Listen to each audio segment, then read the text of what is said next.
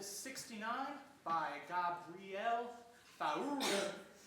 He's a French guy, and he was born in 1845 and died in 1924. This piece was composed in 1894, which was in the middle of his lifetime, and it's a romantic style piece. So it has that, emotional range of dynamics and stuff like that. All right, so it was originally composed as an andante movement for the cello and the organ, and I know a certain patchoulist guy who would really like that. But he was born, so about his life. He was born into a cultured family, but without music in the family. He wasn't part of a musical family, so they weren't really cultured, I guess, in my opinion. And luckily, they recognized his musical talent, and they sent him to a music college in Paris at age 9. All right, and among his teachers were Camille Sasson. So, in this piece, I want you to listen for the last note of each phrase often is repeated in the first note of the next phrase, and it drives the piece forward. Thank you.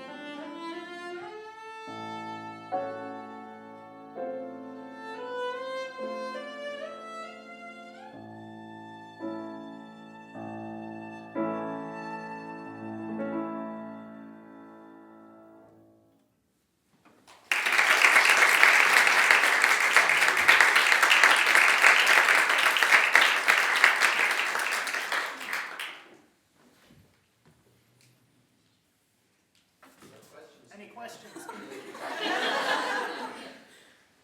Yes, Bruno. Was it scary letting Steven hold your cello? Yes. Yes, it was scary. Ow. So I was really instructing him to really lift it very high over the stairs and to not touch the bow hair. And he did a great job, I have to say. He was very careful. Yes. So whenever you let me play your cello, you're always like, make sure the bow hair brushed up against your pants. Yes. I'm setting you up for good technique from the beginning. So really make sure you know what to do. Any other questions? Yes. So this is about the music. So this was written by a French composer, and you're also playing Fauré. Yes. Do you hear any connections? Yes. Yeah. So the harmonic sort of structure, there's lots of layers, there's lots of passing of the melody back and forth. There's a lot of heavy use of rubato, especially with the last note of each phrase sort of carrying over into the next phrase. So that was something we really actually worked on, was sort of communicating, okay, when does this one end and that one begin? And there's a lot of that in the Elegy 2 orchestra. So yeah, there were some definite parallels. Did you choose this piece to work on, or did your professor give it to you? I did choose this piece. Yeah, I was listening to like a cello playlist on Spotify, and the opening note, I was like, okay, I want to play this. Because you don't really get to play super low on the C string a whole lot, so that kind of drew me in to the piece. Romantic music is often inspired by the voice and singing. Obviously, there's no voice that can sing as low and as high as you did in this piece, but in what way does vocal music inform the writing of this piece and the way you perform it? The first thing that comes to mind is, again, the whole last note of each phrase beginning the next phrase. So throughout this piece, I really try to play it like I'm breathing, and when I do take those pauses, I try to think of it as a breath rather than like stopping the bow and kind of making a little gross sound there. But then I just think there's a lot of slurs in this piece. Everything's very connected, which I think, again, translates to breathing, breath, maybe. But yeah, I think a lot of the phrasing really is vocal.